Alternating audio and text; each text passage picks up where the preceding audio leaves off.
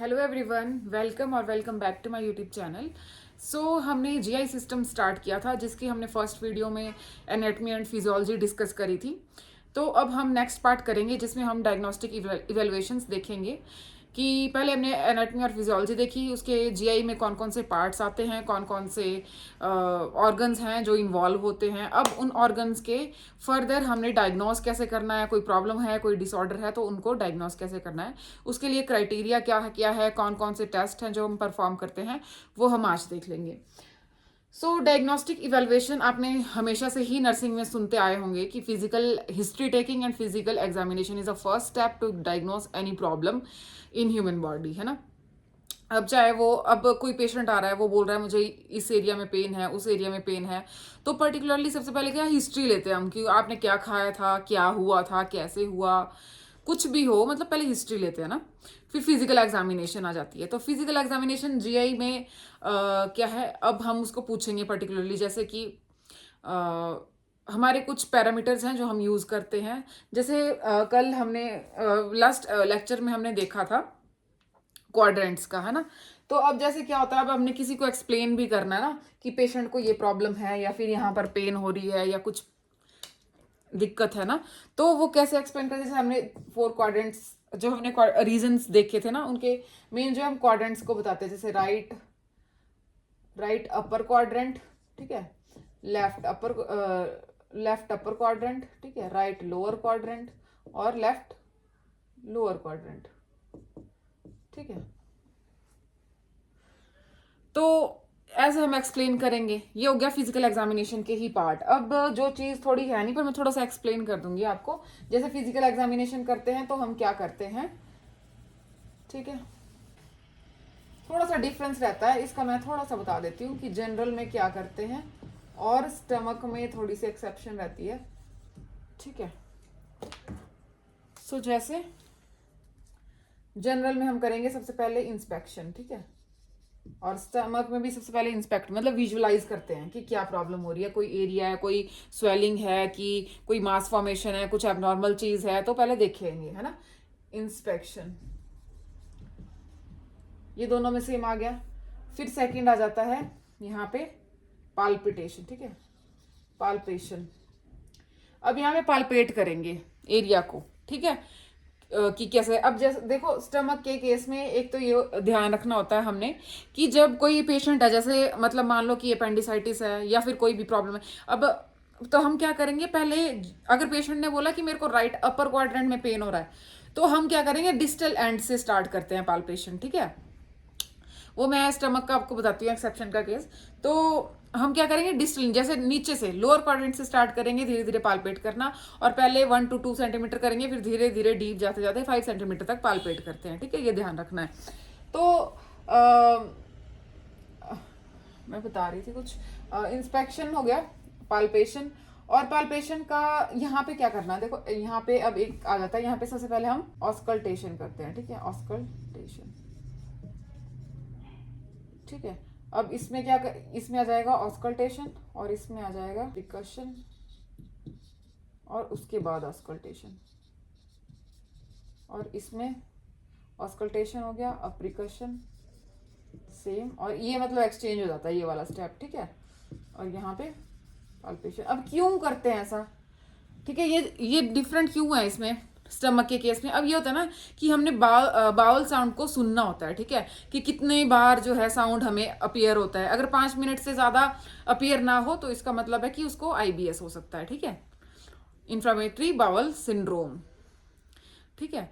तो उसको हमने अगर डायग्नोज करना है तो हम देखेंगे कि पेशेंट का साउंड्स को असेस करना होता है, ठीक है। अगर हम पहले पाल्पेट कर लेंगे तो वो डिस्टर्ब हो जाएंगे, साउंड अच्छे से आएंगे नहीं, करेक्शन में नहीं आएंगे, या तो जैसे पाल्पेशन कर लिया पहले तो वो जो डिस्टर्ब पैटर्न है वो आएगा नहीं, ठीक है, नॉर्मली। इसीलिए हम क्या करेंगे, पहले ऑस्कल्टेशन करेंगे, फिर प्रिकशन, और फिर उसके बाद से पाल्पेशन, ठीक है।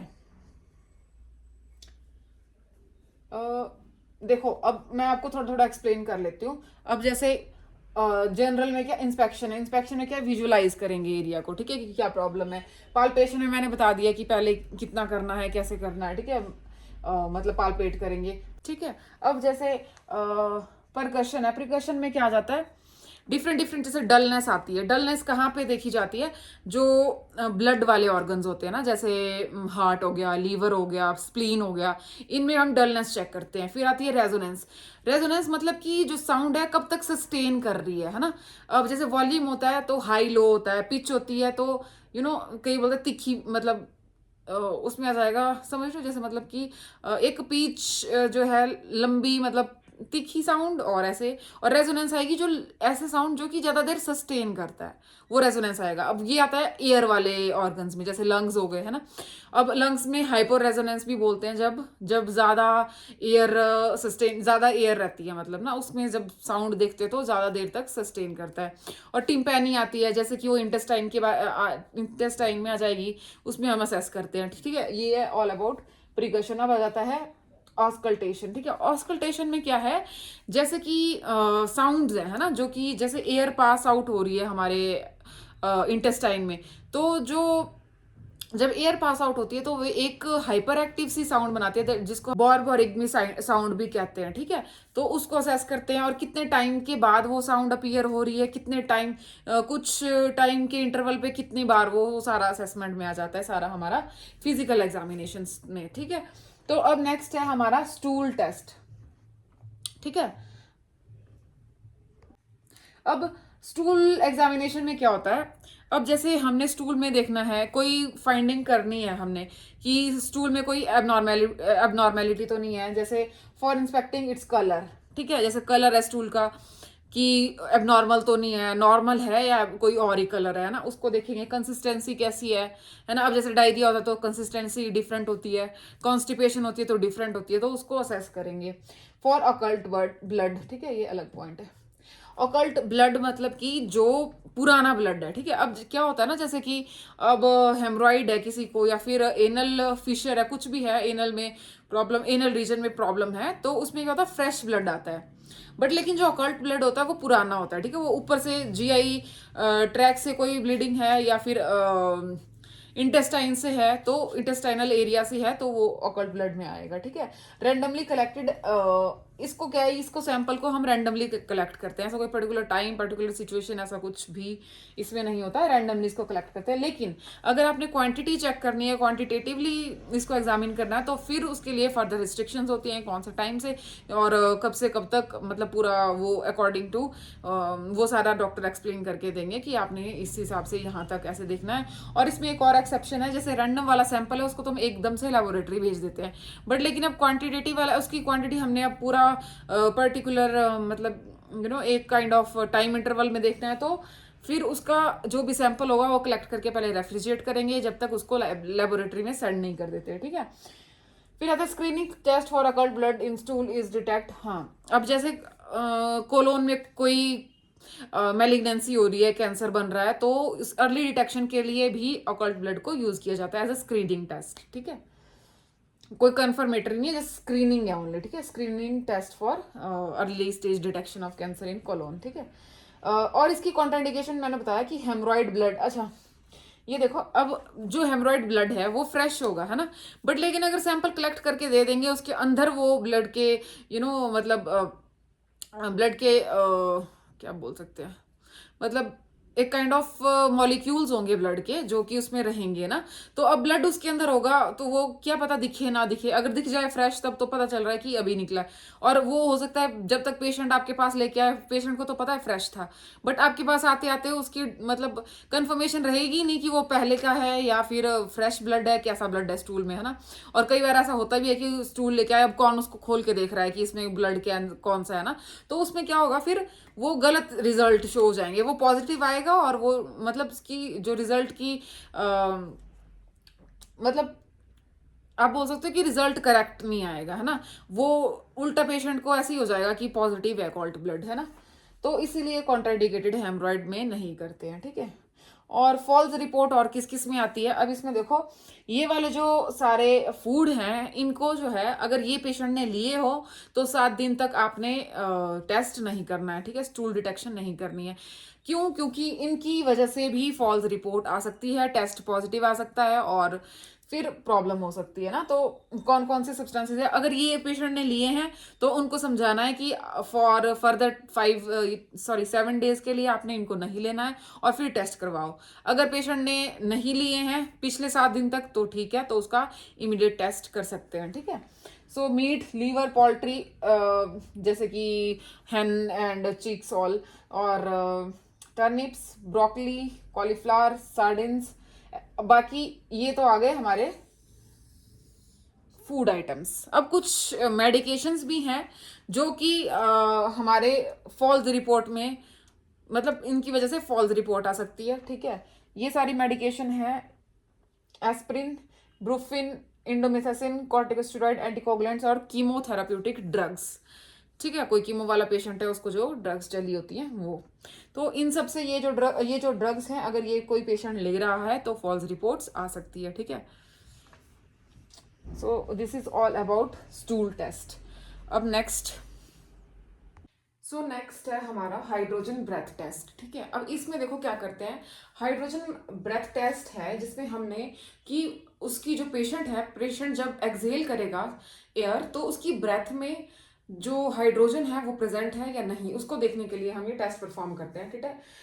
जैसे कि detect hydrogen amount in breath after produced in colon and absorbed in blood, ठीक है। अब क्या होगा, जैसे पेशेंट ने मान लो कि कार्बोहाइड्रेट्स की, मेनली क्या होता है ना, जो मैं पूरा प्रोसेस बताती हूँ आपको, जैसे कि कार्बोहाइड्रेट की कंजप्शन करता है पेशेंट, ठीक है, कार्बोहाइड्रेट लेता है। तो अब क्या होता है, जो गट में जो बैक्टीरिया प्रेजेंट है वो उसका ब्रेक डाउन करेंगे। अब ब्रेक डाउन, जब गट में ज्यादा बैक्टीरिया एक्सेसिव हो रहा है सारा प्रोसेस, तो फिर क्या होगा, जो कार्बोहाइड्रेट की जो मतलब कार्बोहाइड्रेट जब ब्रेक डाउन होगा तो हाइड्रोजन जो है वो ब्लड में ज्यादा एब्जॉर्ब होगी। जब ज्यादा एब्जॉर्ब होगी तो ज्यादा अमाउंट में प्रेजेंट होगी, और जब ब्रेथ वो एक्सहेल करेगा तो उसमें भी डिटेक्शन होगी, बिकॉज उसके ब्लड में जब ब्लड से फिर प्योरिफिकेशन मेथड चलेगा तो वो एयर के थ्रू जो है ब्रेथ में प्रेजेंट होगा, ठीक है। सो वो इसलिए ये करते हैं देखने के लिए। इसमें होता क्या है, देखो पेशेंट को ना, प्रोसेस में बताती हूँ कैसे करते हैं। इसमें क्या होता है, पेशेंट को एनपीओ रखना होता है सबसे पहले, ठीक है। उसके बाद उसको कुछ amount of, particularly amount of lactulose या फिर ग्लूकोज देंगे, ठीक है, सिंपलर शुगर देंगे उसको। तो जब वो लेगा पेशेंट, तो कुछ टाइम के बाद जो ब्रेकडाउन शुरू होगा, और कैसे वो ब्रेकडाउन हो रहा है, गट के बैक्टीरिया कितने हैं उसकी वैल्यूएशन के लिए, शॉर्ट बाउल सिंड्रोम तो नहीं है उसकी डिटेक्शन के लिए, और कितना जो है कार्बोहाइड्रेट का एब्जॉर्प्शन हो रहा है, जो हाइड्रोजन कार्बोहाइड्रेट का ब्रेकडाउन और एब्जॉर्प्शन हो रहा है, वो सारा चेकआउट करने के लिए हम ये सारा हाइड्रोजन ब्रेथ टेस्ट परफॉर्म करते हैं। ये भी एक स्क्रीनिंग टेस्ट है, ठीक है। तो जब हम ये टेस्ट परफॉर्म करेंगे, फिर उसके बाद जो भी रिजल्ट आएगा वो हम एक सीरीज वाइज करते हैं, ठीक है। अब जैसे कार्बोहाइड्रेट का जो मेटाबॉलिज्म है वो कुछ टाइम पे होगा ना, तो पर्टिकुलरली जैसे 15 मिनट्स 30 मिनट्स के गैप के बाद फिर उसको इवेलुएट करेंगे और उसकी वैल्यू को चेक करेंगे। So that is hydrogen breath test, ठीक है। अब देखो नेक्स्ट है यूरिया ब्रेथ टेस्ट। अब ये यूरिया ब्रेथ टेस्ट क्यों करते हैं हम, ताकि डिटेक्ट कर सकें एच पाइलोराई जो है हमारी गट में, इंटेस्टाइन में प्रेजेंट तो नहीं है, ठीक है। तो एच पाइलोराई क्या करता है, it is a most common cause for peptic ulcer, ठीक है। बट ये वाला जो यूरिया ब्रेथ टेस्ट है, it is also screening test, ठीक है, कोई कंफर्मेटरी नहीं है। तो अब क्या करेंगे हम, ब्रेथ में, पेशेंट की ब्रेथ में CO2 का लेवल चेक करने के लिए CO2 का लेवल चेक करते हैं, ये इंक्रीज होता है। अब क्या होता है, जिसकी गट में एच पाइलोराई प्रेजेंट है, अब उसको क्या करेंगे, सबसे पहले जैसे यूरिया U13 एंड 14, ठीक है, ये है कार्बन लेवल्ड यूरिया, ठीक है, कार्बन लेवल्ड यूरिया। सबसे पहले तो पेशेंट को हम बोलेंगे कि आपने एनपीओ रहना है, ठीक है। पेशेंट एनपीओ रहेगा, उसके बाद कार्बन लेवल यूरिया उसको देंगे। अगर उसकी गट में पेप्टिक अल्सर प्रेजेंट है जो कि ग्राम नेगेटिव बैक्टीरिया है और ये टॉक्सिन रिलीज करता है, ठीक है। टॉक्सिन का भी क्वेश्चन, मतलब टारगेट हाई में इतनी ज्यादा डिटेल्स किसी भी चीज की नहीं दी है। क्वेश्चन जो है कई बार, एक बार टॉक्सिन का भी आया हुआ है, ठीक है, कैगे वैके करके, ठीक है, वो भी डिटेल्स में है। वो मैं जब डिटेल्स के लेक्चर्स मतलब एडवांस वाले कराऊंगी तब वो करवाऊंगी, ठीक है। अभी मैं फिलहाल थोड़ा थोड़ा बता देती हूँ कि कैसे करते हैं और क्या होता है, ठीक है। तो एच पाइलोराई को डिटेक्ट करने के लिए किया जाता है, मोस्ट कॉमन पेप्टिक अल्सर का कॉज है। अगर ये बैक्टीरिया प्रेजेंट है तो अब ये क्या करेगा, जैसे कि urea, carbon labelled urea patient को दिया, तो यूरिएज एंजाइम उसको तोड़ेगा और NH2 प्लस कार्बन डाइऑक्साइड बनाएगा, ठीक है। अब ये जो कार्बन डाइऑक्साइड बन रही है, ये जो कार्बन है ये लेबल्ड होता है, ठीक है।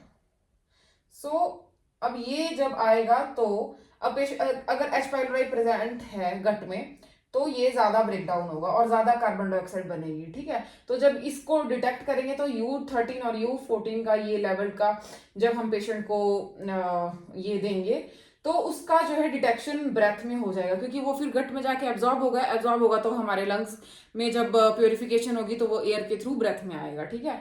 So this is urea breath test.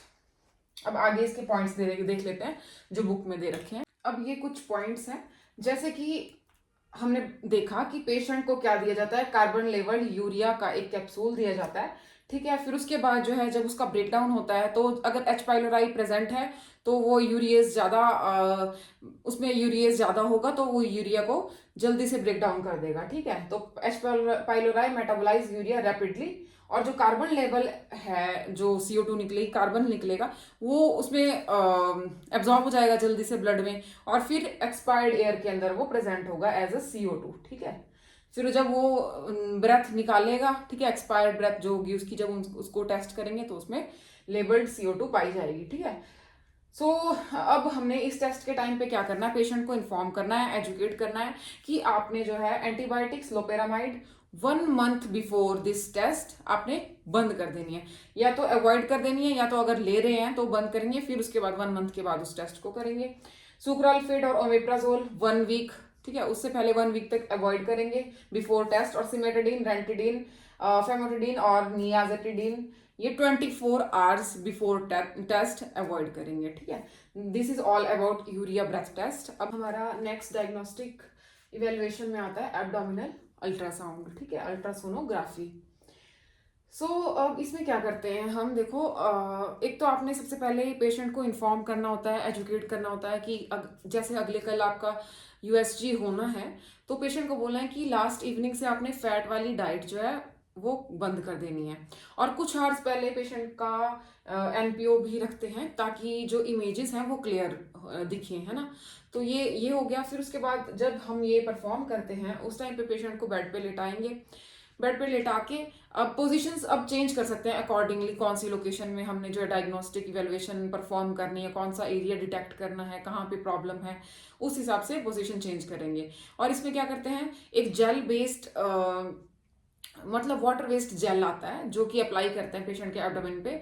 उससे क्या होता है कि जो साउंड वेव्स हैं वो मतलब जो ट्रांसड्यूसर है, ट्रांसड्यूसर की हेल्प से जो इमेजेस हैं वो पर मॉनिटर पे आती है ना, तो वो अच्छे से जो है स्किन पर लगा के ट्रांसड्यूसर अच्छे से मतलब अच्छे से रोटेट करेगा, अच्छे से मतलब उसके साथ साउंड वेव्स अच्छे से जाएंगी, तो जितना क्लियरिटी से जाएगा और स्किन के साथ अटैचमेंट प्रॉपर होगी, ठीक है, अटैचमेंट प्रॉपर होगी तो जो साउंड वेव्स हैं वो अच्छे से जाएंगी और इमेजेस क्लियर बनती हैं। और NPO का भी यही है कि मतलब जो ऑर्गन्स हैं हमारे इंटरनल ऑर्गन वो अच्छे से विजुअलाइज हो सके, उनकी इमेज क्लियर आए, ठीक है। और इसमें एक डिसएडवांटेज होता है कि अगर हमारा बोनी टिश्यू प्रेजेंट है, ठीक है, तो उसके बियॉन्ड उसके पीछे जो ऑर्गन्स लाई करेंगे वो हमारे अल्ट्रासाउंड में नहीं आ पाते, ठीक है, अल्ट्रासोनोग्राफी में।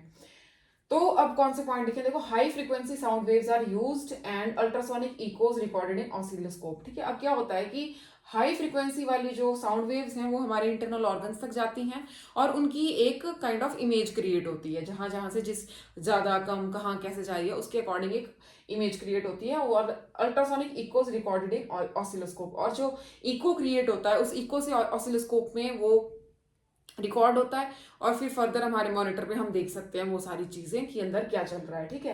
रिक्वायर नॉन आयोनाइजिंग, अब जो रेडिएशंस हैं वो नॉन आयोनाइजिंग है, इसीलिए इनका जो कोई मतलब एक मतलब कोई ज्यादा बड़ा साइड इफेक्ट नहीं देखा गया, मतलब कोई नोटिसेबल साइड इफेक्ट देखा नहीं गया है, ठीक है, इसीलिए मतलब बहुत कम बोल सकते हैं। और ये तो मैंने बता दिया आपको कि डिसएडवांटेज है, हम बोनी टिश्यू के पीछे वाला स्ट्रक्चर नहीं देख सकते। Use to study gall bladder, अगर गॉल ब्लैडर में भी कोई कंडीशंस हैं, ठीक है, स्टोन है या फिर कोई भी और कंडीशन है, फर्दर ऑब्स्ट्रक्शन है, वो है, तो वो भी अल्ट्रासोनोग्राफी की हेल्प से हम चेक कर सकते हैं, ठीक है। और ये बता दिया मैंने कि प्रोसीजर होने से पहले पिछली इवनिंग में जो है फैट फ्री डाइट लेने के लिए पेशेंट को बोलना है। और बेरियम स्टडी अगर मान लो कि पेशेंट की उसी सेम डे डॉक्टर ने बेरियम स्टडी करने के लिए भी बोला और अल्ट्रासोनोग्राफी के लिए भी बोला, तो पहले जो है पेशेंट की अल्ट्रासोनोग्राफी करेंगे, फिर बेरियम स्टडी करेंगे, क्योंकि जो बेरियम है वो जैसे जाएगा और उन फर्दर कोई कोई अब क्या होता है ना बेरियम स्टडी में, बेरियम जो है जहाँ पे इफेक्टेड एरिया वहां पे वो ज्यादा ज्यादा इकट्ठा हो जाता है। अब वो इकट्ठा होगा तो वो फिर हिंडर करेगा साउंड वेव्स को, है ना, वो अब प्रॉपरली नहीं आ पाएंगी साउंड वेव्स, तो फिर उसमें हिंड्रेंस जब होगी तो वो अच्छे से नहीं होगा, इसीलिए हम बेरियम स्टडी बाद में करवाएंगे, पहले अल्ट्रासोनोग्राफी करवाएंगे। ठीक है, ये था, this is all about abdominal ultrasonography. So अब हमारा नेक्स्ट टॉपिक है बेरियम स्वेलो और अपर जीआई ट्रैक की स्टडी।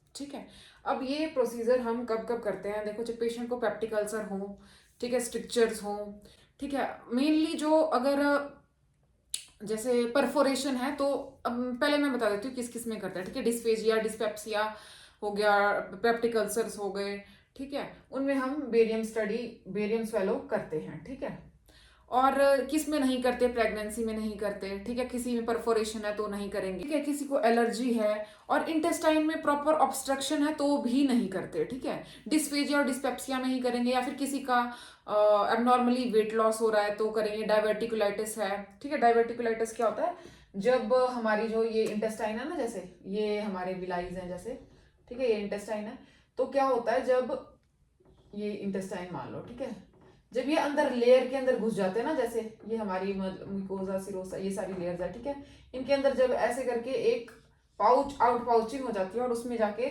स्टूल इकट्ठा हो जाता है, उसको बोलते हैं डायवर्टिकुलाइटिस। ठीक है, और उसकी इन्फेक्शन को डायवर्टिकुलाइटिस कहेंगे, और इसको डायवर्टिकुलम बहुत सारे हो जाएंगे तो डायवर्टिकुलेज।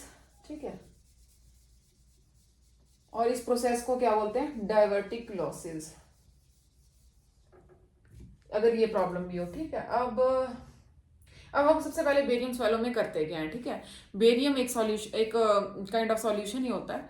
ठीक है, तो बेरियम का स्वेलो करवाएंगे पेशेंट को, बट लेकिन उसमें ध्यान रखना होता है, पेशेंट को पहले हम एजुकेट करेंगे, सारा प्रोसीजर उसको एक्सप्लेन करेंगे और उसको बताएंगे कि जब आपने ये स्वेलो करना है तो उससे पहले उसको पूछेंगे कि आपको आयोडीन से एलर्जी तो नहीं है, या फिर शेलफिश से एलर्जी तो नहीं है, सी फूड से एलर्जी तो नहीं है। अगर इन सब से एलर्जी होगी तो फिर हम बेरियम स्वेलो नहीं करवाते पेशेंट को। ठीक है, फिर आ जाता है हमने प्रेपरेशन कैसे करनी है। पेशेंट को एक तो समझाना है कि आपने जो है कुछ दिन पहले से लो रेजिडुअल डाइट, मतलब जिसमें जैसे फाइबर कम हो, मतलब जिसमें जो स्टूल है, स्टूल की फॉर्मेशन कम हो जाए, वैसे लो रेजिडुअल डाइट उसको प्रोवाइड लेने को बोलना है। और पेशेंट को बोलना है कि आपने जो कल रात से जैसे मिडनाइट से 10-11 बजे के बाद, 12 बजे के बाद खाना नहीं खाना, एनपीओ रहना, ना पानी पीना है। ठीक है, फिर उसके बाद हमने लग्जेटिव्स भी पेशेंट को प्रोवाइड करना है ताकि जो उसका जीआई ट्रैक है वो पूरा अच्छे से फ्लश आउट हो सके, क्लीन हो सके, जब हम बेरियम स्टडी करें तो वो प्रॉपरली क्लीन हो। ठीक है, और उसको स्मोकिंग स्टॉप करने के लिए बोलना है मॉर्निंग से, जब जिस दिन प्रोसीजर है उस मॉर्निंग से उसको स्मोकिंग बंद करने के लिए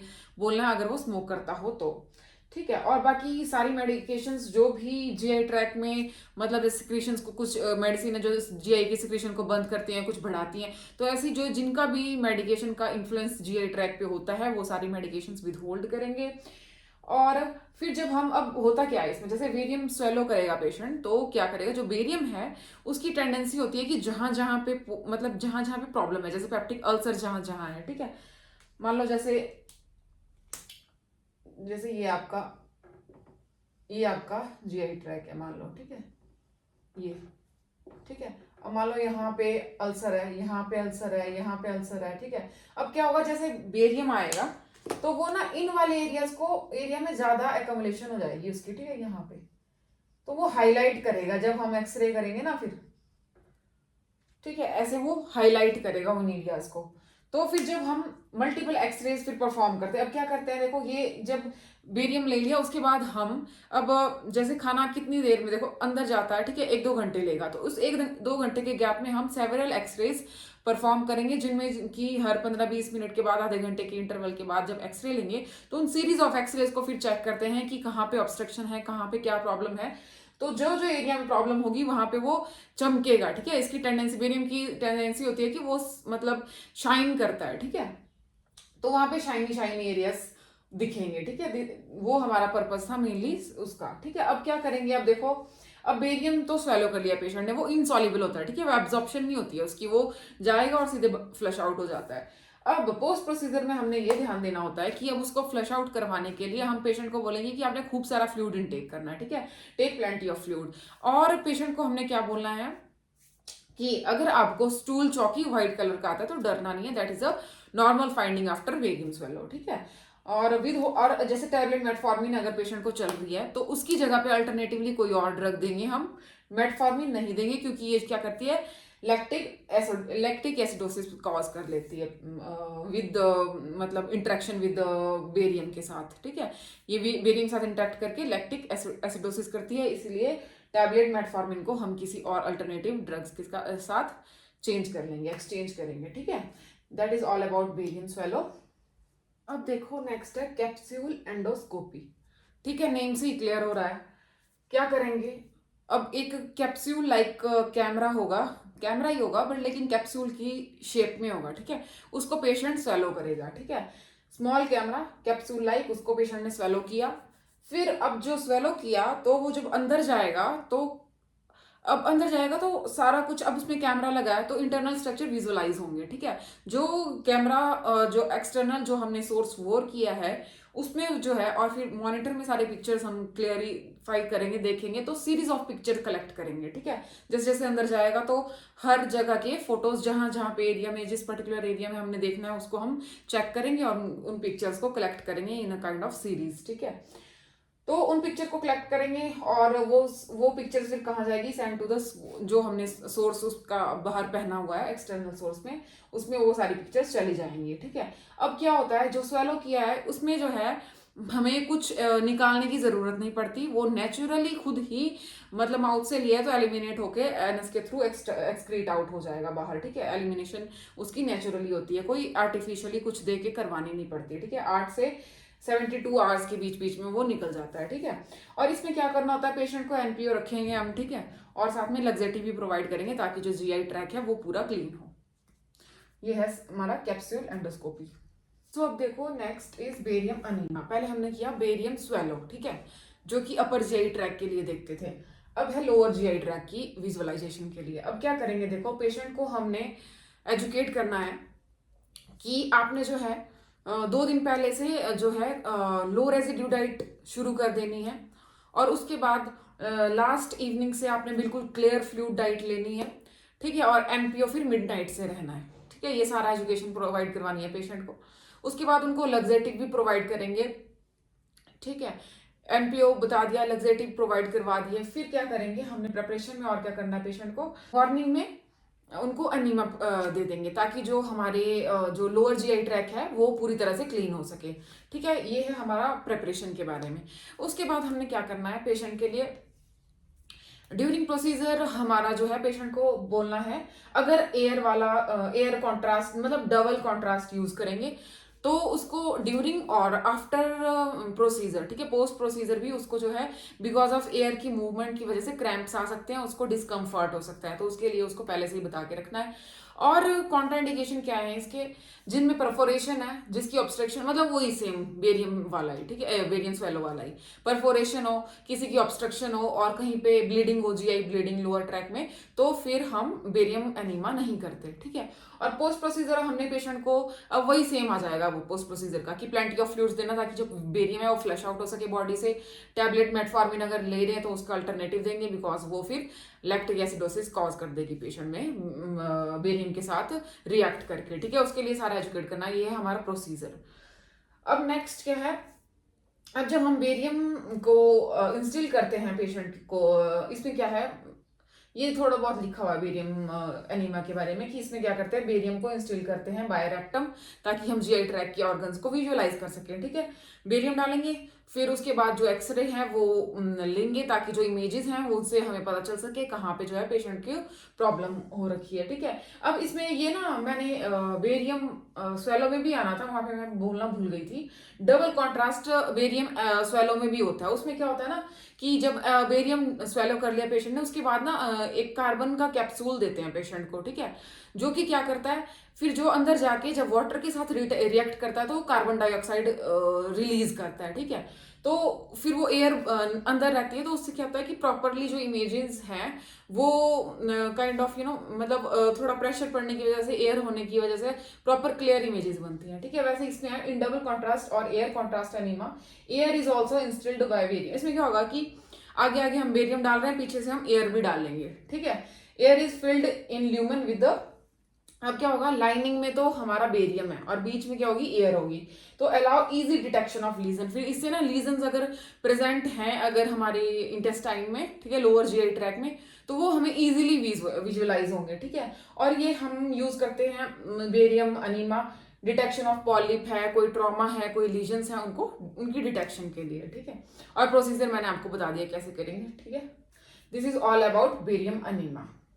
नेक्स्ट है हमारा सीटी, ठीक है, कंप्यूटेड टोमोग्राफी। इसमें क्या होता है ना, देखो अब it is a kind of multiple X-rays. इसमें क्या होता है, पेशेंट को जैसे पहले देख लेते हैं, cross sectional images of abdominal organ और स्ट्रक्चर आर टेकन, ठीक है।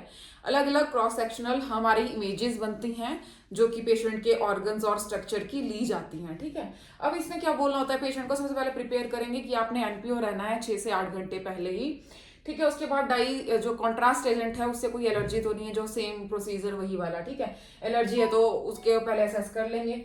फिर क्या करना है हमने, अब देखो एनपीओ रख लिया पेशेंट को। अब इसमें क्या होता है ना कि एक मशीन होती है, ठीक है, that is a kind of shape of donut की शेप की मशीन होती है। उसमें पेशेंट को टेबल पे लेटा देते हैं, ठीक है।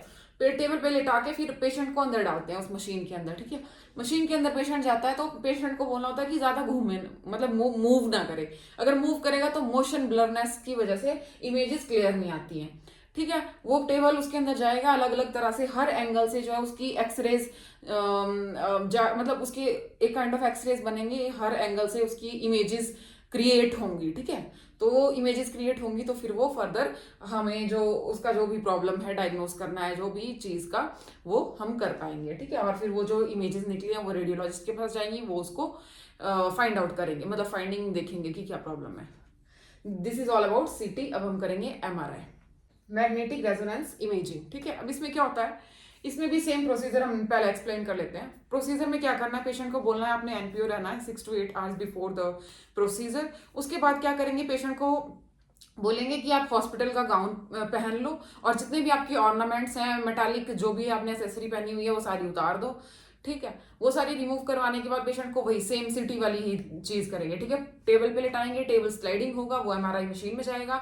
वहां पे पेशेंट को एजुकेट करना होता है कि मशीन में जाके आपको तेज तेज साउंड सुनाई देंगे, नॉकिंग साउंड आएंगे तो घबराना नहीं है, वो नॉर्मल है।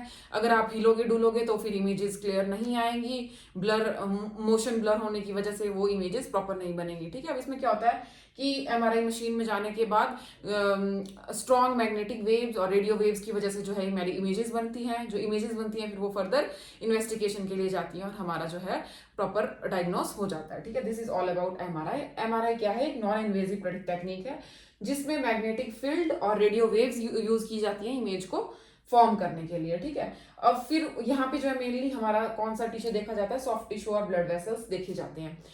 और हम जो है जिन पेशेंट में पेसमेकर जो कि परमानेंट वाला पेसमेकर हो, ठीक है, परमानेंट पेसमेकर डला हो, आर्टिफिशियल हार्ट वेल्व डला हो, इम्प्लांट्स हो, डिफिब्रिलेटर या फिर कोई भी मेटल डिवाइस डली हो, इम्प्लांटेड इंसुलिन मशीन हो, डिवाइस हो, पंप्स हो, वो नहीं मतलब उनका जो है एमआरआई हम नहीं कर सकते, ठीक है। और जो पेशेंट जिनको क्लोस्ट्रोफोबिया, अब वो मशीन कुछ मतलब थोड़े कम स्पेस की होती है और इस शेप की होती है कि जो क्लोस्ट्रोफोबिया वाले हैं उनको अंदर एंजाइटी हो सकती है, पैनिक अटैक आ सकता है, इसीलिए उनको हमने सिडेट कर देना है पहले ही, ठीक है। और पेशेंट को बाहर ही एजुकेट करना है कि आपको नॉकिंग साउंड सुनाई देंगे तो आपने घबराना नहीं है। एजुकेशन प्रोवाइड करके प्रॉपर उनका सारा मतलब ड्रेसिंग अच्छे से करके, ड्रेसिंग मीन्स कपड़े वाली, है ना, मतलब उनका जो क्लोथिंग बोल सकते हैं ना, वो प्रॉपर करके सारे ऑर्नामेंट्स उतार के उनको प्रॉपरली मशीन में डालेंगे और वहाँ पे इमेजिंग होगी और एमआरआई का स्कैन बनेगा और उससे आपका डायग्नोस्टिक इवैल्यूएशन हो जाएंगी, ठीक है। This is all about MRI, ठीक है। अब हमारा नेक्स्ट प्रोसीजर है जीआई सिस्टम में ही गैस्ट्रोइंटेस्टाइनल मोटिलिटी। अब इसमें मोटिलिटी चेक करेंगे कि मूवमेंट जो प्रॉपर फूड की हो रही है पेशेंट के ट्रैक में या नहीं हो पा रही है, क्योंकि कोई इश्यू तो नहीं है, कोई प्रॉब्लम तो नहीं है।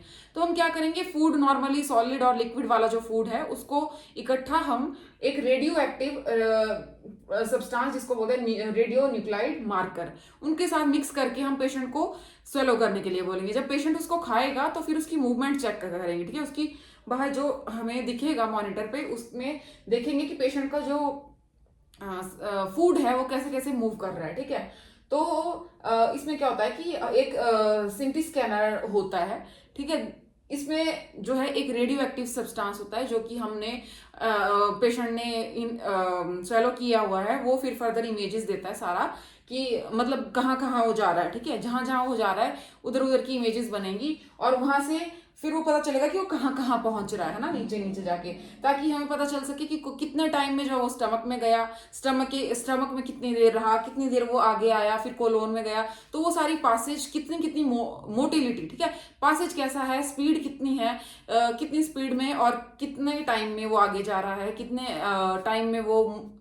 टाइम तक वो मोबाइल है, बीच में रुक रहा है, वो तो सारी स्टडी हम गैस्ट्रो इंटेस्टाइनल मोटिलिटी टेस्ट के थ्रू करते हैं। फिर इसमें हमने देखना है कि कितना rate of passage of radioactive food, ठीक है। जो रेडियो एक्टिव फूड है उसका जो है रेट कितना है, मतलब कितनी टाइम में वो आगे जा रहा है, ठीक है, through stomach and assess gastric emptying. और गैस्ट्रिक जो एम्पटिंग कितने टाइम के बाद हो रही है, खाली जो हमारे गैस्ट्रिक जैसे स्टमक है, एब्डोमेन इंटेस्टाइन है, वो कितनी देर में खाली हो रही है और कितनी देर में कोलोनिक पासेज टाइम उसका कितना बन रहा है। ये सारी चीजों को देखने के लिए हम करते हैं GI मोटिलिटी टेस्ट, ठीक है। This is all about it. अब हम देखेंगे नेक्स्ट ERCP, ठीक है। अब ERCP को मैं आपको साथ के साथ ही समझा देती हूँ, ठीक है। पहले मतलब डायग्राम के थ्रू हम देख लेते हैं ERCP क्या है।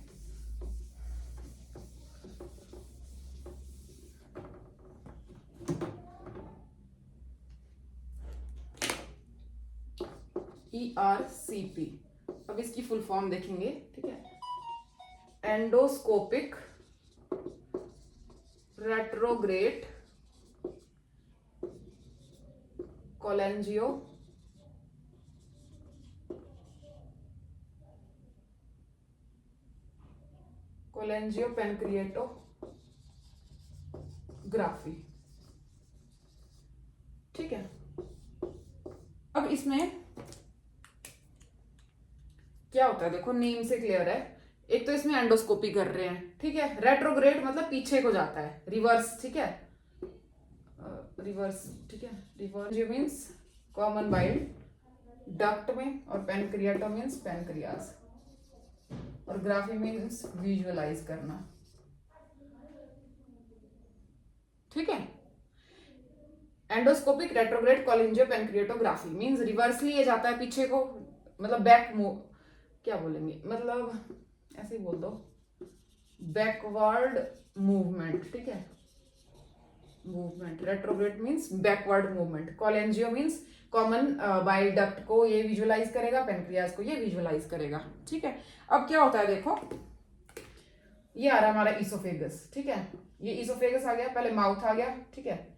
ये माउथ आ गया, ये माउथ से होते होते इसोफेगस, फेरिंग्स आ गया यहाँ पे, ये इसोफेगस आ गया। अब यहाँ से हमारा स्टमक स्टार्ट होता है, ठीक है। स्टमक से आगे ड्यूडनम आ गया, ठीक है। अब यहाँ पे लीवर आ गया, लीवर की राइट लेफ्ट डक्ट आ गई, साथ में कॉमन हिपैटिक डक्ट आ गई, ठीक है। अब ये कहाँ पे खुलती है, यहाँ सेकंड पार्ट ऑफ ड्यूडनम में। ये आ गया पेनक्रियाज, ये पेनक्रियाज की डक्ट आ गई, ठीक है। एम्पल ऑफ वेटर आ गया। मैं इसको ऐसे ही कर देती हूँ, ठीक है, साथ में आगे करते हैं थोड़ा,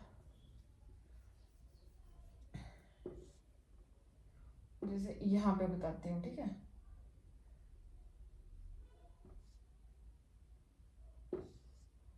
ये इकट्ठी यहाँ पे एम्पल ऑफ वेटर, और यहाँ से ये बाहर, ठीक है। ये आ गई पेनक्रिएटिक, ये आ गई कॉमन बाइल डक्ट, और ये आ गया आपका लीवर, ठीक है, और ये आ गया गॉल ब्लैडर, मान लो रफली, ठीक है। अब क्या होगा देखो, अब एंडोस्कोप जो है हमारा एक पाइपलाइन सी होती है, पाइपलाइन के आगे एक छोटा कैमरा लगा होता है, वो कैमरा इंसर्ट करते हैं थ्रू माउथ आएगा, माउथ से आते आते यहाँ से जाते जाते इसोफेगस में, इसोफेगस से जाके स्टमक में, स्टमक के थ्रू ड्यूडेनम में, और ड्यूडेनम के थ्रू ठीक है यहाँ सीबीडी में और पेनक्रियाज में। अगर इसको विजुलाइज करना यहाँ पे कोई प्रॉब्लम है तो उसमें जाएगा। ठीक है, ठीक है। सो अब इसको रेट्रोग्रेड क्यों बोल रहा है? आप देखो यहाँ तक तो सीधी सीधी जा रही है, ठीक है, लाइन ये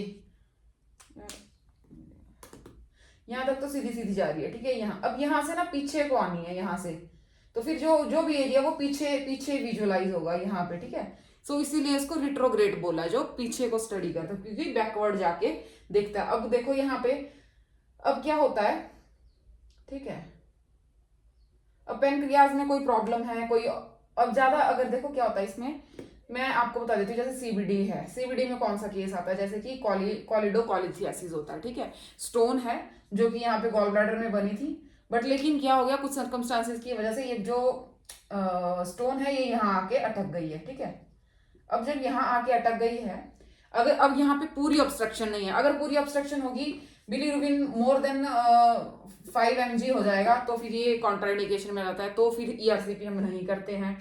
थ्योरेटिकली यही देखा गया है। बट लेकिन अगर जैसे यहाँ पे कुछ कुछ mm की जो है जो कॉलिडोकोलिथियासिस हो गई है, ठीक है, स्टोन आके अटक गई है, तो क्या करेंगे, यहाँ से जो है एंडोस्कोप के थ्रू यहाँ जाएंगे, यहाँ पे बैकवर्ड मूवमेंट करके यहाँ जाएंगे और फिर इधर जाके इसको निकालेंगे, रिमूव करेंगे, ठीक है। So this is the main kind of, मैं रफली आपको बता रही हूँ कि प्रोसीजर में होता क्या है, बाकी फर्दर हम डिटेल में भी देखते हैं थोड़ा। और बाकी अगर पेनक्रियाज में प्रॉब्लम है तो पेनक्रियाज तक जाएगी। तो this is all kind of procedure जो कि हम इसमें करते हैं। अब अलग अलग सिचुएशन बनती है, अलग अलग उसमें चीजें होती है। कईयों में हम जो है यहाँ पे केमिकल भी रिलीज करते हैं ताकि ये टूट के फिर फर्दर मतलब रिमूवल जो हमारा एक्सक्रीटरी सिस्टम है उसके थ्रू रिमूव हो जाए। कई बार हम बलून के साथ इसको वापस भी लेके आते हैं। तो that is depend upon the situation और द साइज ऑफ जो स्टोन है उसके ऊपर, ठीक है। और कौन कौन सी चीजों में हम इसको इंडिकेशन क्या क्या है, कॉन्ट्राडिकेशन क्या क्या है, वो अभी हम देखते हैं, ठीक है। अब देखो जो ईआरसीपी है वो मेनली हम कब करते हैं, एक तो ऑब्स्ट्रक्टिव जॉन्डिस के केस में, कॉलिडोकोलिथियासिस जो कि मैंने थोड़ा सा बताया अभी उसके केस में, ठीक है। या फिर किसी को मैलिग्नेंसी है तो बायोप्सी लेनी है उस केस में कर सकते हैं, डिस्पेप्सिया हो रहा है उस केस में कर सकते हैं, ठीक है।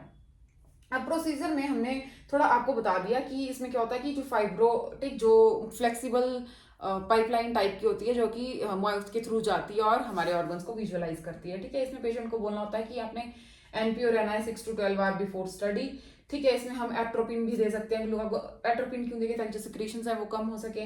ग्लूकागोन भी यूज कर सकते हैं, ठीक है। ग्लूकागोन का क्या है, और ग्लूकागोन का क्या है, ग्लूकागोन जो है स्फिंक्टर्स को रिलैक्स करने के लिए भी दे सकते हैं, ठीक है। पहले जो क्या होता था ना कि मतलब इसमें ना कई कई मोस्टली पेशेंट को सिडेट कर देते हैं, ठीक है। क्योंकि क्या होता है ना कि मतलब इतना ज्यादा टाइम तक, अब ईआरसीपी जो है मेनली अगर करनी हो तो आधे से 1 घंटा तो लग ही जाता है, ठीक है। तो उसमें क्या होगा, पेशेंट को डिस्कम्फर्ट होगा इतने टाइम तक। अगर हम माउथ गार्ड भी यूज कर सकते हैं, बट लेकिन वही है कि पेशेंट को इतने टाइम तक अब उसके अंदर जाएगी पाइप तो उसको डिस्कम्फर्ट होगा ना, तो इसलिए पेशेंट को सिडेट कर देते हैं, ठीक है। पोजीशन कौन सी देते हैं, लेफ्ट लेटर देते हैं ड्यूरिंग एंड आफ्टर प्रोसीजर, ठीक है। और चेक अब पेशेंट का जब हम ये कर लेंगे, प्रोसीजर कर लेंगे, तो उसके बाद हमने पेशेंट को फ्लूइड और फूड के लिए कब रिकमेंड करना, जब तक उसका गैग रिफ्लेक्स नहीं आता। अब गैग रिफ्लेक्स कैसे चेक करते हैं, ठीक है। पोस्टीरियर जो वॉल है फेरिंग्स की वहां पे, या फिर कोई कॉटन या फिर टंग डिप्रेसर या कुछ भी आप लेके चेक कर सकते हो। पेशेंट कैसे ऐसे करेगा, कुछ आवाज निकालेगा करके, ठीक है। तो it mean gag reflex present है, ठीक है। वो जब तक आता है तब तक हम उसको फूड नहीं देते, ठीक है। और कुछ कॉम्प्लिकेशंस भी इसमें देखी गई हैं। अब देखो कॉम्प्लिकेशंस का क्या है। अब पोस्ट प्रोसीजर क्या होता है ना, जैसे मैंने आपको बताया था डायग्राम के थ्रू ही मैं बता देती हूँ इसको। अब जैसे यहाँ से अब ये वाला जो स्ट्रक्चर था ना, एम्पल ऑफ वाटर वाला, जो यहाँ से कॉमन बाइल डक्ट आ रही थी, ठीक है, ये पेनक्रेटिक डक्ट आ रही थी, ये एम्पल ऑफ वाटर था, ठीक है। यहाँ पे ये ऐसे करके ये पेनक्रियाज थी। तो अब क्या होता है ना, देखो यहाँ से कितना मुश्किल, ये वाला रास्ता कितना मुश्किल है। एक तो पीछे को ये मूव करके इधर घुसना है, इधर घुसना है। अब ये ऐसा तो है नहीं कि जब जो हमारे डॉक्टर हैं जो सीनियर स्टाफ, जो कि एकदम से एक ही बार में, मतलब इट इज नॉट पॉसिबल ये, मतलब बहुत मतलब हो सकता है कि अगर मान लो कहीं पे जो इस मूवमेंट में जब हम ट्राई कर रहे हो, ठीक है, एंडोस्कोप को इस सीवडी में डालने की या पेनक्रियाज में डालने की, तो हो सकता है इन एक्सीडेंट प्रोसीजर, क्योंकि ये थोड़ा सा कॉम्प्लिकेटेड है ना पीछे को डालना, तो इस टाइम पे परफोरेशन के बहुत ज्यादा चांसेस हो जाते हैं। अगर परफोरेशन हो जाती है तो अब क्या होगा, यहाँ से बाइल जूस निकलना स्टार्ट हो जाएगा, ठीक है, जो जीआई कंटेंट है वो बाहर निकल जाएगा, पेरिटोनाइटिस हो सकता है जो कि बहुत बड़ी प्रॉब्लम बन सकती है, ठीक है, ब्लीडिंग हो सकती है पेशेंट को। अब इधर उधर जाएंगे तो हो सकता है कि कोई सी हमारी वॉल को हिट कर जाए, ब्लीडिंग हो सकती है पेशेंट को, ठीक है, फीवर हो सकता है इन्फेक्शन की वजह से, ठीक है, और डिफिकल्टी इन स्वेलोइंग भी हो सकती है, ठीक है, क्योंकि अब जब पाइप डलेगी तो यहाँ पे पेशेंट को डिस्कम्फर्ट हुआ होगा, और नीचे लाइनिंग में भी अगर कोई इंजरी हो रखी है तो उसको डिफिकल्टी तो होगी ही, फीवर हो सकता है, ब्लीडिंग हो सकती है, कुछ भी परफोरेशन हो सकती है। तो these are the complications which are मतलब रिलेटेड टू दिस ईआरसीपी, ठीक है, this is all about ERCP. और मैंने कॉन्ट्राइंडिकेशन का आपको बता दिया, वो मेनली मतलब यही होता है, क्योंकि अगर क्या होता है ना कि अब मान लो कि अब जैसे एक और सिचुएशन बनती है, जैसे कि मान लो ड्यूडेनल कैंसर है पेशेंट को, ठीक है, ये वाला यहाँ से, अब इसी में होता है वो ना, वो एक और प्रोसीजर भी आता है, मैं थोड़ा बहुत बता देती हूँ आपको।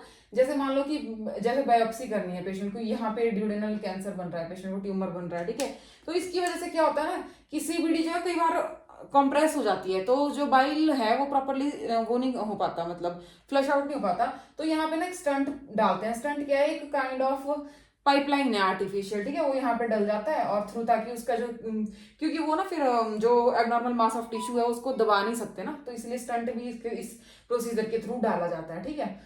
और साथ में ये हो गया, और मैं बता रही थी आपको, हाँ, अब क्या होता है ना, अब ऑब्स्ट्रक्टिव जॉन्डिस जो है इसका इंडिकेशन तो है, बट लेकिन कॉन्ट्राइंडिकेशन भी बन जाता है। अगर यहाँ अब क्या होगा ना, अगर मान लो कि यहाँ पे जॉन्डिस है और थोड़ी सी ऑब्स्ट्रक्शन है, ठीक है, तो हम इसको रिमूव कर देंगे, बट लेकिन अगर इसको रिमूव करते करते अगर पेशेंट को साथ में इंजरी हो जाती है या फिर कुछ प्रॉब्लम हो जाती है, तो यहाँ पे अगर स्वेलिंग हो जाती है, स्वेलिंग होने की वजह से क्या होगा, जो अब बाइल आ रहा है, ठीक है, बाइल आते जा रहा है, एक तो बाइल पहले से ही बढ़ा हुआ है, ठीक है, मोर देन 5 mg जिसमें होता है, अब उसकी वजह से क्या होगा, बाइल और ज्यादा सिक्रीट होगा, ठीक है, क्योंकि स्वेलिंग भी बढ़ जाएगी, और उसमें फिर जब स्वेलिंग बढ़ेगी, बाइल ज्यादा आएगा, तो कंप्लीट ऑब्स्ट्रक्शन होने के चांसेस होते हैं। कंप्लीट ऑब्स्ट्रक्शन हो जाएगी तो जॉन्डिस बहुत ज्यादा बढ़ जाएगा, तो इसीलिए हम कॉन्ट्राइंडिकेशन मानते हैं 5 mg से ज्यादा अगर किसी का बिलीरुबिन का लेवल होता है तो, ठीक है। This is all about ERCP. अब नेक्स्ट टॉपिक है एनोस्कोपी, प्रोक्टोस्कोपी एंड सिग्मॉइडोस्कोपी। अब देखो नेम से ही क्लियर है, ठीक है, इसमें एनस और रेक्टम देखा जाता है, इसमें रेक्टम और इसमें सिग्मॉइड कोलोन, इनकी विजुअलाइजेशन के लिए ये प्रोसीजर किया जाता है, ठीक है। अब इसमें क्या होता है, देखो पेशेंट को नी चेस्ट पोजीशन पे हमने नी चेस्ट पोजीशन लेने को बोलना है, ठीक है, बैक उसका जो टेबल है उसका बैक 45 डिग्री के एंगल पे हम थोड़ा रेज करेंगे, इंक्लाइन करेंगे, ठीक है। ड्यूरिंग प्रोसीजर हमने पेशेंट को पहले से एजुकेट करना है कि आपको अर्ज ऑफ बावल मूवमेंट करने के लिए अर्ज हो सकती है, तो उसको पहले से बता के रखना है। आफ्टर प्रोसीजर असेस करना है कि हमारे जब हम प्रोक्टोस्कोप, अब देखो ना एनोस्कोप जो है थोड़ा कम लेंथ का होता है, प्रोक्टोस्कोप थोड़ा बड़ा होता है, और सिग्मॉइडोस्कोप जो है थोड़ा और लंबा होता है, तो उसके बाद उसकी वजह से क्या हो सकता है, पेशेंट को ना इंजरी हो सकती है, तो असेस करना है कि उस दौरान पेशेंट को इंजरी तो नहीं हुई है, ठीक है। Assess for bleeding, science of कोई परफोरेशन का साइन नहीं है, तो साइन कैसे पता चलेंगे, पेशेंट को फीवर तो नहीं आ रहा, ठीक है, रेक्टल ड्रेनेज ज्यादा तो नहीं बढ़ रही है, एब्डोमेन में डिस्टेंशन तो नहीं है, पेन तो नहीं है, तो ये सब चेक करेंगे, ठीक है। ये प्रोसीजर है, ठीक है। क्या करेंगे, इसमें एनोस्कोप लेंगे, इसमें प्रोक्टोस्कोप यूज करेंगे, और इसमें सिग्मॉइडोस्कोप जिसके थ्रू उसको इंसर्ट करेंगे थ्रू एनस, और विजुअलाइज करेंगे एरिया को, कोई प्रॉब्लम के लिए लीजन परफोरेशन कुछ भी चेक करना है तो वो उसके लिए हम असेस करेंगे। और इसमें भी सेम वही प्रोसीजर, एनपीओ रखेंगे पेशेंट को, ठीक है, लग्जेटिव प्रोवाइड करेंगे, उसका अनीमा करेंगे, ताकि जो पूरी जो हमारी कोलोन है वो हमारी प्रॉपर क्लीन हो, है ना, तभी तो विजुअलाइज कर पाएंगे। तो बाकी मतलब जो भी जीआई ट्रैक की यार जो भी डायग्नोस्टिक इवेल्युएशन है ना, उनमें अंदर कोई डिवाइस जानी है तो क्लीन होना चाहिए ट्रैक, ये नॉर्मल सा है ना, तो सारा वही सेम आ जाएगा। बस इसमें यही बताना था मैंने कि कौन कौन सा प्रोसीजर कैसे होता है, बस दैट्स इट। और इसमें पेशेंट का कंसेंट भी लेना होता है, क्योंकि आप लोग किसी मतलब प्राइवेसी इशू भी आ सकता है ना इसमें, तो कंसेंट जरूरी होता है। तो पेशेंट को पहले एक्सप्लेन करना जरूरी है कि ऐसे ऐसे पोजीशन ये करेंगे, ऐसे करेंगे, ये करेंगे, वो करेंगे, सारा एक्सप्लेन करना होता है, क्योंकि पेशेंट घबरा सकता है कि क्या हो रहा है, मतलब प्राइवेसी इशू की वजह से, है ना। So this is all about this endoscopy, proctoscopy and sigmoidoscopy. ठीक है, अगर आपको कोई इशू हो या कोई कुछ भी लगे कि थोड़ा बहुत और एक्सप्लेन करना या थोड़ा और आपको जानना है, तो हम वैसे कमेंट में बता देना, मैं आपको एक किसी पर्टिकुलर जो कि आपको ऐसा लगे कि कोई ये टॉपिक हमें ज़्यादा एक्सप्लेन करवा दो, तो उसके लिए फिर मैं सेपरेट आपको अच्छे से पूरा प्रोसीजर भी एक्सप्लेन कर दिया करूंगी, जैसे आपको अच्छा लगे। ठीक है, सो अब एक लास्ट रहता है और एक हमारा बीच में छूट भी गया, उन दोनों को हम साथ में डिस्कस कर लेते हैं। ठीक है, these two are last diagnostic evaluations. So upper GI fibroscopy. ठीक है, अब देखो नेम से ही क्लियर हो रहा है कि अपर जीआई आएगा इसमें। ठीक है, फाइब्रोस्कोपी मींस फ्लेक्सिबल ट्यूब होती है जो कि फाइब्रो ऑप्टिक लेंस के साथ जुड़ी होती है। ठीक है, उसको हम इंसर्ट करते हैं inside the body of patient through mouth, फिर विजुअलाइज करेंगे एरिया को। कौन से एरिया? देखो, इसोफेगो गैस्ट्रोड्यूडेनोस्कोपी, नेम से ही क्लियर है। एक तो इसोफेगो मतलब इसोफेगस,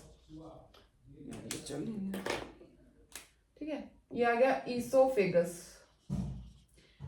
गैस्ट्रो, ठीक है, आ गया स्टमक, और ड्यूडेनो आ जाएगा, ड्यूडेनम। ठीक है, अब इन एरिया को विजुअलाइज करना। अब देखो प्रोसीजर सारा सेम रहेगा। एनपीओ रखना है पेशेंट को, लग्जेटी प्रोवाइड करने हैं। ठीक है, एक दिन पहले जो है उसको क्लियर डाइट लेने को बोलना है, सुबह से फिर फ्लूइड वगैरह सब बंद कर देंगे मिडनाइट से। ठीक है, एनपीओ रखेंगे, उसके बाद लग्जेटी देंगे, एनीमा परफॉर्म करेंगे, सारा कुछ वही प्रोसीजर आएगा। ठीक है, सारा का सेम ही, बस यही होता है कि इसमें फाइब्रोस्कोप यूज कर रहे हैं और विजुअलाइज कर रहे हैं इसोफेगस, स्टोमक और ड्यूडेनम को। ठीक है, ये थेराप्यूटिक भी है। अगर कोई फाइंडिंग लगती है आपको कि कोई प्रॉब्लम है या फिर बायोप्सी लेनी है, तो ये सारा जो है प्रोसीजर यूज करते हैं। ठीक है, अब ईआरसीपी को भी थेराप्यूटिक बोल सकते हैं, क्योंकि स्टोन थी उसमें रिमूव भी कर लेते हैं ना उस चीज को, जैसे ऑब्स्ट्रक्शन हो उसको क्लियर आउट भी कर सकते हैं। तो दिस इज अ थेराप्यूटिक भी और साथ में डायग्नोस्टिक भी। डायग्नोस्टिक इसलिए बोला क्योंकि उससे डायग्नोस हो रहा है, थेराप्यूटिक इसलिए बोला क्योंकि उससे जो प्रॉब्लम है वो सॉल्व हो रही है, क्योर हो जा रहा है पूरा ही।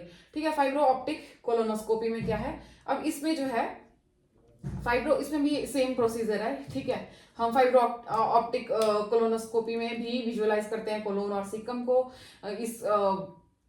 इसमें क्या करेंगे हम ना, जेली लाइक सब्सटेंस यूज करते हैं। ठीक है, इंट्रोडक्शन से पहले।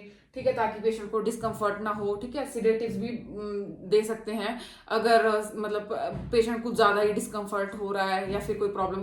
बट क्या होता है ना कि मेनली इस वाले केस में तो हम दे सकते हैं सिडेटिव, बट इस केस में क्या होता है ना कि पेशेंट का पता चलना चाहिए, क्योंकि परफोरेशन अगर होगी तो पेरिटोनाइटिस हो सकता है एकदम से। तो पेशेंट को कितना पेन हो रहा है, मतलब पेशेंट खुद बताएगा ना कि कहाँ को मूवमेंट हो रहा है, क्या हो रहा है, तो उससे मतलब डेंजर साइन के चांसेस कम होते हैं। तो इस केस में कम करते हैं सिडेटिव, मतलब सिडेटिव बहुत कम यूज करते हैं और इसमें कर सकते हैं सिडेटिव्स यूज। ठीक है, इसमें ऑलमोस्ट करने ही पड़ते हैं, क्योंकि अगर या तो फिर माउथ जो क्या कहते हैं माउथ प्रोटेक्टर होता है ना एक काइंड ऑफ, जो कि क्योंकि जो फाइब्रोस्कोप है, ईआरसीपी में जो एंडोस्कोप है, ये बहुत जो इनकी वायर है ना ये बहुत महंगी होती है। ठीक है, इसलिए अगर पेशेंट बाइट कर दे और मुंह ना खोले या फिर कुछ भी प्रॉब्लम हो सकती है, तो वो मतलब नुकसान भी हो सकता है ना। तो इसीलिए हम क्या करते हैं, जो माउथ प्रोटेक्टर आता है, जो माउथ ओपनर आते हैं, उनको साथ में यूज करते हैं। ठीक है, बट लेकिन इन केसेस में ईआरसीपी में इसमें सिडेशन तो करते ही हैं पेशेंट को, बट लेकिन जो कोलोनोस्कोपी वाले प्रोसीजर होते हैं उनमें सिडेशन नहीं करते हैं ऑलमोस्ट, है ना, ताकि जो हमें पता चल सके परफोरेशन और इन सब चीजों से पेशेंट को पता लगेगा कि कहाँ मतलब कितना पेन हो रहा है, क्या हो रहा है, तो उससे हमें भी मतलब पता चलता रहता है। ठीक है, विजुअलाइज करने के लिए कोलोन और सिकम को। ठीक है, बोथ थेराप्यूटिक भी है, डायग्नोस्टिक भी है। पोजीशन इसमें हमने लेफ्ट साइड देनी होती है और पेशेंट को बोलना होता है जो उनके नी है उनको चेस्ट की तरफ ड्रॉन करो। और बाकी प्रोसीजर के दौरान हम चेंज भी कर सकते हैं पोजीशन को। फ्लूइड इनटेक हमारा जो इसमें इस कोलोनोस्कोपी में जो है फ्लूइड इनटेक 24 से लेके 72 आवर्स पहले, मतलब 1-2 दिन पहले ही स्टॉप कर देना है। ठीक है, 2-3 दिन बोल सकते हैं। ठीक है, 3 दिन पहले ही स्टॉप कर देना फ्लूइड का इनटेक। और बाकी जो लास्ट नून होगी, ठीक है, ये मतलब इवनिंग में पेशेंट को बोलना है कि क्लियर डाइट ले। ठीक है, उसके बाद एनपीओ मिड डाइट से शुरू हो जाएगा और बाकी सेम प्रोसीजर वही है। एनीमा देंगे, सारा कुछ मतलब जितने भी जीआई की लोअर जीआई में सब में एनीमा तो देना ही है। ठीक है, एनीमा देंगे, सारा क्लियर आउट करेंगे, लग्जेटिव देंगे, सारा कुछ, और एनपीओ रखेंगे। ये सब सेम ही है प्रोसीजर सब में। ठीक है, so this is all about diagnostic evaluations. अब हम डिसऑर्डर स्टार्ट कर देंगे नेक्स्ट लेक्चर से। सो आप रिवीजन करते रहो, साथ साथ क्वेश्चंस लगाते रहो, बस यही है सारा प्रोसीजर, ठीक है। That's it, thank you.